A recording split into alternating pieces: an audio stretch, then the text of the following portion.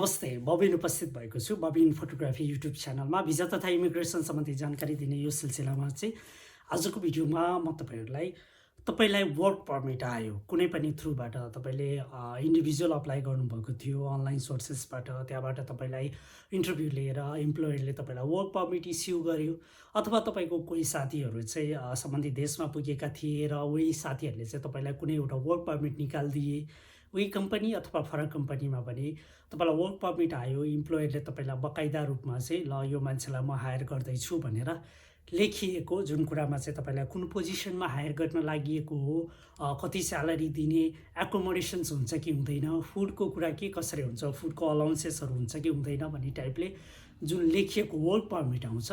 र work permit आइसकेपछि अब तपाईँको तर्फबाट के गर्नुपर्छ। मलाई धेरै साथीहरूले सोधिरहनु भएको थियो, यो कारणले गर्दाखेरि र आज भिडियो बनाउनुको रिजन पनि त्यो छ।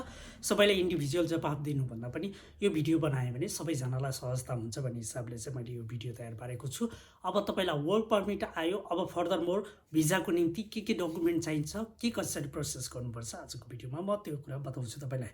तपाईँसँग वर्क पर्मिट आयो, तपाईँले वर्क पर्मिट पाउनुभयो र अब तपाईँलाई अप्लाई गर्नुको निम्ति कि भिएफएस कि एम्बेसी, यो कुरामा दुईवटा अप्सन छ। तपाईँले प्राय 90% तपाईको देशहरूले चाहिँ युरोपियन कन्ट्रिजहरूले चाहिँ भिएफएसबाट नै अप्लाई गर्नुपर्छ।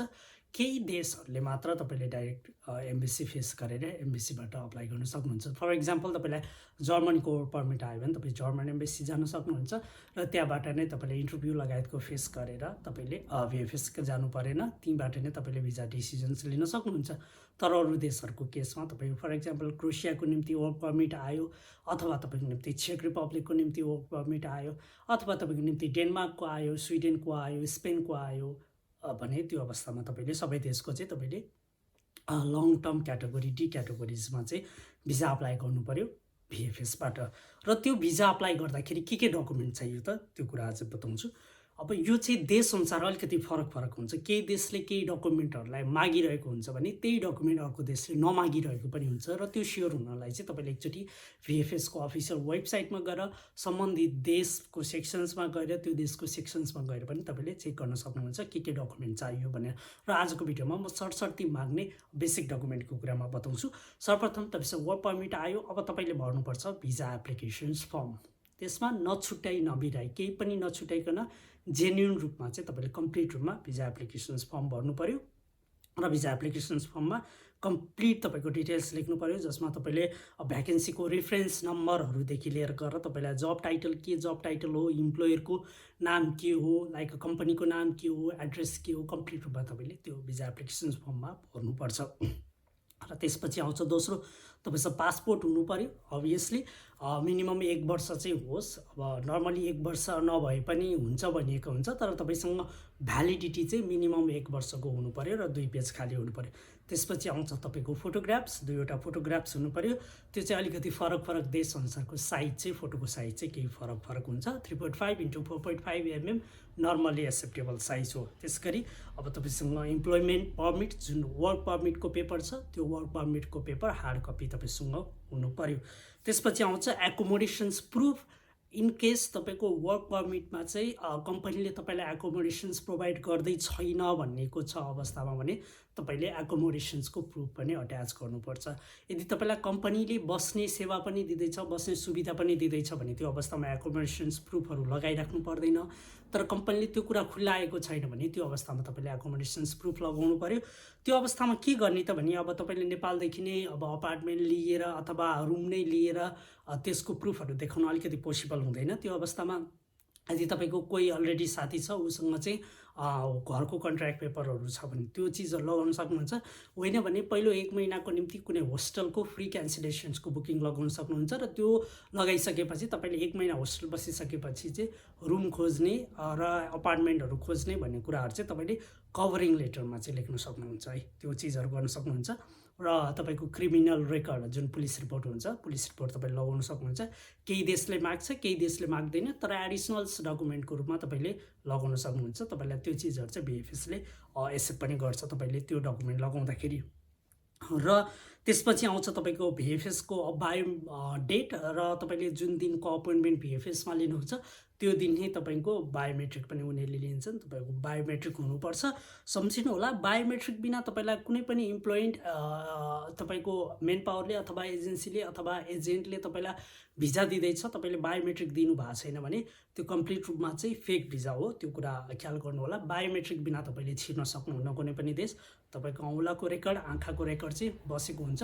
जुन तपाईँले भिएफएसबाट अप्लाई गर्दै हुनुहुन्छ भने भिएफएसले लिन्छ, एम्बेसीबाट अप्लाई गर्दै हुनुहुन्छ भने एम्बेसीमा पनि बायोमेट्रिकको रेकर्ड बसेको हुन्छ, बसाउनुपर्छ। त्यो कारणले गर्दाखेरि बायोमेट्रिक हुनु पर्यो तपाईँको। त्यसपछि आउँछ तपाईँको ट्राभल इन्सुरेन्सको कुरा। ट्राभल इन्सुरेन्स हुनुपर्छ तपाईँसँग। तपाईँले भिजा अप्लाई गर्नुहुन्छ, जुन भिजा अप्लाई गर्नुभएको डेटबाट 1 देखि 2 महिना बिचको चाहिँ तपाईँले ट्राभल इन्सुरेन्स खरिद गर्न सक्नुहुन्छ। ट्राभल इन्सुरेन्स अब नर्मली धेरै खर्च लाग्दैन। यो 30,000 युरो अथवा $50,000 बराबरको ट्राभल इन्सुरेन्स तपाईँले 10-12 हजारमा किन्न सक्नुहुन्छ। र ट्राभल इन्सुरेन्स चाहिँ तपाईँको भिजा डिसिजन जुन 15 दिनदेखि 30 दिनभित्रमा भिजा डिसिजन दिने कन्ट्रीहरू जुन भिएफएसबाट अप्लाई गर्दाखेरि सबै देशको त्यही अनुसारको हुन्छ। त्यो कारणले गर्दाखेरि ती देश अप्लाई गर्दै हुनुहुन्छ भने लाइक तपाईँले भिजा फाइल सब्मिट गर्दा नै बायोमेट्रिक यो ट्राभल इन्सुरेन्सको डकुमेन्ट चाहिँ सब्मिट गर्न सक्नुहुन्छ। होइन, अब चेक रिपब्लिक जस्ता देशहरूले चाहिँ भिजा डिसिजन दिन अलिकति लेट टाइम लगाउँछ। त्यस्तो देशहरूको केसमा चाहिँ उनीहरूले वेबसाइटमा लेखेको छन्, तपाईँले भिजा पाइसक्नु भएपछि ट्राभल इन्सुरेन्स खरिद गर्नुभयो हुन्छ। ट्राभल इन्सुरेन्स नितान्त आवश्यकता छ। तपाईँले एयरपोर्टमा पनि सो गर्नुपर्छ र म पनि तपाईँलाई रेकमेन्ड गर्छु ट्राभल इन्सुरेन्स खरिद गर्नुहोस्। भोलि तपाईँलाई केही सन्चो भएन, तपाईँको लगेजहरू हरायो, केही भयो भने सबै कुरा चाहिँ ट्राभल इन्सुरेन्सले रिकभर गर्छ।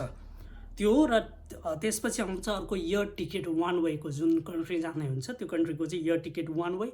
अब यो चाहिँ देश हेरी छ। कुनै देशले तपाईँको रियल टिकट नै माग्छ, कति देशले चाहिँ तपाईँको पिएनआर कपी भयो हुन्छ। त्यो कुरा चाहिँ तपाईँले हेर्न सक्नुहुन्छ।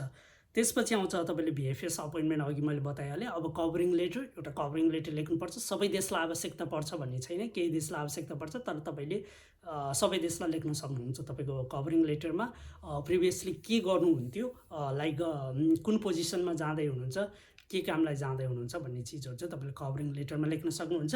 यो चाहिँ नर्मल्ली भिजा इन्टरभ्यू नलिने देशहरूको केसमा अलिकति आवश्यकता छ कभरिङ लेटर, र भिजा इन्टरभ्यू लिने देशहरूमा त्यति साह्रो आवश्यकता छैन, तर तपाईँले कभरिङ लेटर चाहिँ लगाउन सक्नुहुन्छ। त्यसपछि आउँछ अपडेट ब्याङ्क स्टेटमेन्ट। अब कति देशले चाहिँ ब्याङ्क स्टेटमेन्ट पनि खोजिरहेको हुन्छ। तपाईँ वर्क इम्प्लोइमेन्ट भिजा अप्लाई गर्दाखेरि पनि इटली, युके लगायतका देशहरूले चाहिँ तपाईँको डेनमार्क लगायतका देशहरूले चाहिँ ब्याङ्क स्टेटमेन्ट पनि खोजिरहेको हुन्छ। त्यो कारणले गर्दाखेरि लेटेस्ट केही ब्याङ्क स्टेटमेन्ट, खातामा तपाईँको 2-3 लाख रुपियाँ, 3-4 लाख रुपियाँ चाहिँ भएको टाइपको चाहिँ केसहरू तपाईँले देखाउनु होला। र यी चिजहरू चाहिँ सरसर्ती तपाईँले भिजा अप्लाई गर्दाखेरि चाहिँ डकुमेन्ट सब्मिट गर्नुपर्छ भिएफएसमा अथवा एम्बेसीमा। यति चिजहरू हो विथ वर्क पर्मिट डी क्याटेगोरिजको। र क्याटेगोरी डी भन्नाले 90 डेजभन्दा माथि तपाईँले काम गर्ने, जुनमा सिजनल वर्किङ पनि हुनसक्छ, रेजिडेन्सी वर्किङ पनि हुनसक्छ, वर्क पर्मिट पनि हुनसक्छ। यो प्रकारको भिजा अप्लाई गर्दाखेरि चाहिँ तपाईँले यी डकुमेन्टहरू चाहिन्छ। र यी डकुमेन्टहरूलाई चाहिँ तपाईँले सब्मिट गरिसकेपछि भिजा डिसिजन्स आउँछ। नर्मल्ली प्रायःजसो देशहरूले चाहिँ भिएफएसबाट अप्लाई गर्दाखेरि 15 दिनदेखि 30 दिनभित्रमा चाहिँ तपाईँको भिजा डिसिजन्स दिइसक्छन्। र तपाईँले भिजा डिसाइड भइसकेपछि बाँकी फर्दर मोर जुन श्रम लगायतको कामहरू हुन्छ, श्रमहरू तपाईँ इन्डिभिजुअल गरेर अनि आफ्नो सुखद यात्राको सुरुवात गर्न सक्नुहुन्छ। यसरी चाहिँ तपाईँले वर्किङ भिजामा चाहिँ थर्ड कन्ट्री जान सक्नुहुन्छ। यस्तै भिजा तथा इमिग्रेसन सम्बन्धी जानकारी लिनको निम्ति र तपाईँलाई पनि भोलिको दिनमा काम लाग्ने सक्छन् यस्ता कुराहरू म भिडियो बनाएर अपलोड गर्नेछु। च्यानललाई लाइक, सेयर एन्ड सब्सक्राइब गर्न नबिर्सनु होला। र साथसाथै हामी मार्फत केही काम गर्न चाहनुहुन्छ भने डिस्क्रिप्सनमा म मेरो केही लिङ्क राखिदिनेछु, त्यहाँबाट हामीसँग टच रहनु होला। Thank you very much.